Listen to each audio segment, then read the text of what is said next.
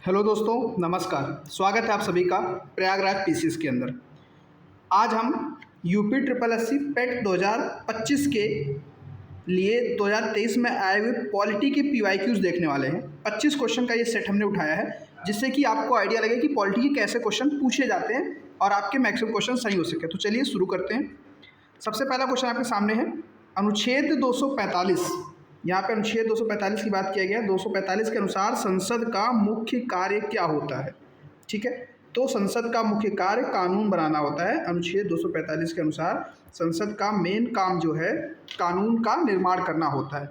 ठीक है, अगला क्वेश्चन देखें।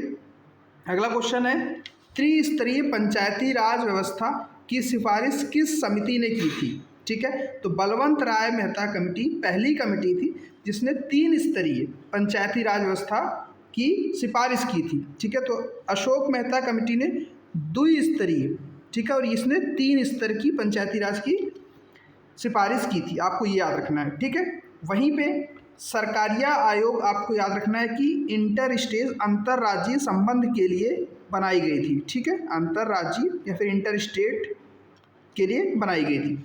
ठीक है, अगले क्वेश्चन पे चलते हैं। मौलिक कर्तव्य संविधान के किस अनुच्छेद में है?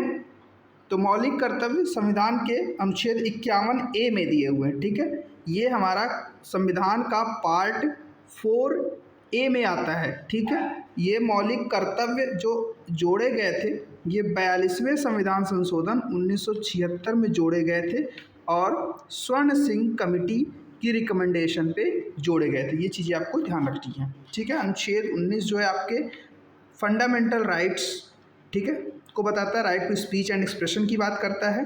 ठीक है, उसके बाद आर्टिकल 32 जो होता है ये भी आपका फंडामेंटल राइट है। इसमें जो 5 तरह के रिट्स होते हैं, ठीक है, उनके बारे में 32 में बताया गया, कॉन्स्टिट्यूशनल रेमेडीज़। ठीक है, अनुच्छेद 12 जो होता है वो बताता है कि व्हाट इज़ लॉ, ठीक है, व्हाट इज़ स्टेट, ये इस चीज़ की डिफिनीशन देता है। तो आपके जो फंडामेंटल राइट सेक्शन है 12 से 35 जाते हैं। वहीं पे जो मौलिक कर्तव्य हैं वो आपके डीपीएसपी यानी कि राज्य के नीति निर्देशक तत्व जो आपके 36 से 51 तक आते हैं, उसके जस्ट बाद आपका पड़ता है 51A।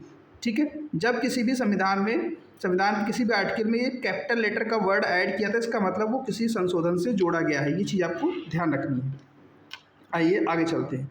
भारत में मौलिक अधिकारों की संख्या वर्तमान में कितनी है? ठीक है, वर्तमान में 6 हैं। पहले कितनी थी? 7। ठीक है, तो आर्टिकल 31 जो था, ठीक है, जो राइट टू प्रॉपर्टी था, ठीक है, प्रॉपर्टी के राइट्स को ख़त्म कर दिया गया। ठीक है, प्रॉपर्टी के राइट को कब ख़त्म किया गया?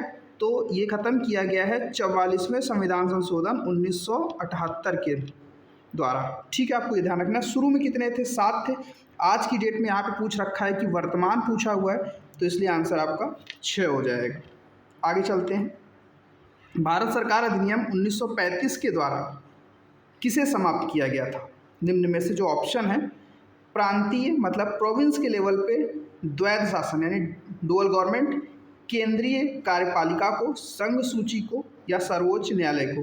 तो प्रांत के लेवल पे जो द्वैध शासन चल रहा था प्रोविंशियल लेवल, उसको ख़त्म करके अब केंद्र के लेवल पे द्वैध शासन या फिर डुअल गवर्नमेंट की शुरुआत की गई थी। ठीक है, ये आपको ध्यान रखना है कि प्रांतीय द्वैध शासन को समाप्त किया गया था गवर्नमेंट ऑफ इंडिया एक्ट 1935 के तहत। किस अधिकार के अंतर्गत बाल मजदूरी और बलात् श्रम पर प्रतिबंध लगाया गया है? तो शोषण के विरुद्ध अधिकार। ठीक है, ये आर्टिकल 23 और 24 के अंतर्गत आता है। ठीक है, स्वतंत्रता का अधिकार, उसके बाद समानता का अधिकार और संवैधानिक उपचार, ये सभी आप कमेंट सेक्शन में बताइए किस आर्टिकल के अंतर्गत आते हैं। ठीक है, मैं आपको बता दूं, स्वतंत्रता जो आपका अधिकार है ये आपका 25 से 28 के बीच में आता है। ठीक है, वहीं पे आपका समानता का अधिकार जो आता है 14 से 18 और संवैधानिक उपचार 32 की बात करता है। शोषण के विरुद्ध का मैंने बता ही दिया था, आपका 23 और 24 की बात करता है। आगे देखिए, भारत के राष्ट्रपति को पद से हटाने की प्रक्रिया क्या कहलाती है? तो महाभियोग कहलाती है। ये चीज़ बिल्कुल ध्यान रखना है। किस आर्टिकल में है? तो आर्टिकल 61 में दिया हुआ है। ठीक है, इम्पीचमेंट इंग्लिश में बोलते हैं इसको। संविधान के अनुच्छेद 368 किससे संबंधित है? 368 संविधान के संशोधन से संबंधित है। ठीक है, पंचायती राज को संविधान में किस संशोधन के द्वारा जोड़ा गया था? तो पंचायती राज को 73वां संविधान संशोधन 1992 के तहत जोड़ा गया था। ठीक है। वहीं पे म्यूनसिपैलिटीज़ जो आपका था, म्यूनसिपैलिटीज़ या नगर पालिका को संबंधित जो अनुच्छेद थे वो जोड़े गए थे 74वें संविधान संशोधन 1992 के तहत। ये भी आपको ध्यान रखना है। भारत में राष्ट्रपति की चुनाव प्रक्रिया किस प्रकार होती है? तो अप्रत्यक्ष चुनाव होता है भारत में राष्ट्रपति के लिए। ये चीज़ें आपको पता होंगी। ठीक है। सभी एमपी और जो एमएलएज होते हैं उनके अपनी वोट वैल्यू होती है, उनके बेसिस के ऊपर इनका अप्रत्यक्ष रूप से चुनाव होता है। ठीक है। भारतीय संविधान का कौन सा भाग राज्य के नीति निर्देशक तत्वों से संबंधित है? जैसा कि मैंने बताया, पार्ट 4 जो है राज्य के नीति निर्देशक तत्व अर्थात डीपीएसपी से जुड़ा हुआ है। आर्टिकल कहाँ से कहाँ तक जाता है? तो आर्टिकल आपको पता होगा कि 36 से लेकर के 51 तक। ठीक है। आगे बात करें, संविधान उपचार का अधिकार किस अनुच्छेद में है? संवैधानिक उपचार का अधिकार जो है आर्टिकल 32 कॉन्स्टिट्यूशनल रेमेडीज़ देता है। इसी में आपके रिट के प्रोविजंस हैं, जो 5 प्रकार के रिट होते हैं वो इसी में दिए हुए हैं। आगे देखें तो भारत का सर्वोच्च न्यायालय किस प्रकार का न्यायालय है? तो भारत का जो सर्वोच्च न्यायालय होता है वो संविधान का संरक्षक की भूमिका निभाता है। ठीक है। इसके अलावा सर्वोच्च न्यायालय में अगर आप कहें तो अपीलीय न्यायालय भी आप कह सकते हैं, क्योंकि अपील के थ्रू वहाँ जाते हैं। संघीय न्यायालय है, सेंट्रल लॉज के लिए भी है, और संविधान का संरक्षक भी है। तो यहाँ पे आंसर आप इसको मोस्ट प्रोबेबल डी के साथ जाना चाहिए आपको। ठीक है।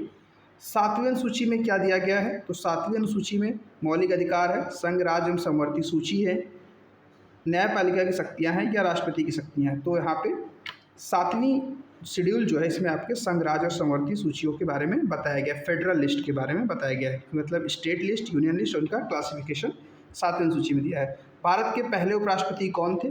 तो डॉक्टर एस राधाकृष्णन भारत के पहले उपराष्ट्रपति थे। ये तो बहुत बेसिक क्वेश्चन हो गया।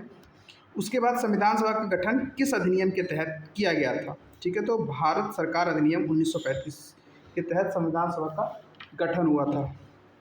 निम्न में कौन सा अधिकार निलंबित नहीं हो सकता है?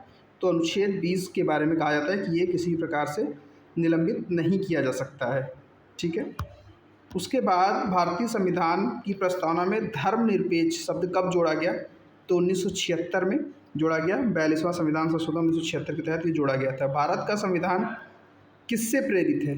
तो ये ऑप्शन यहाँ पे आप देखें तो उपरोक्त सभी सही है। आयरलैंड के डीपीएसपी से लिया गया, ब्रिटेन संसदीय प्रणाली, अमेरिका के मौलिक अधिकार सभी से लिया। भारत का संघ किस प्रकार का है? तो अर्धसंघीय, भारतीय संघ को अर्धसंघीय कहा जाता है।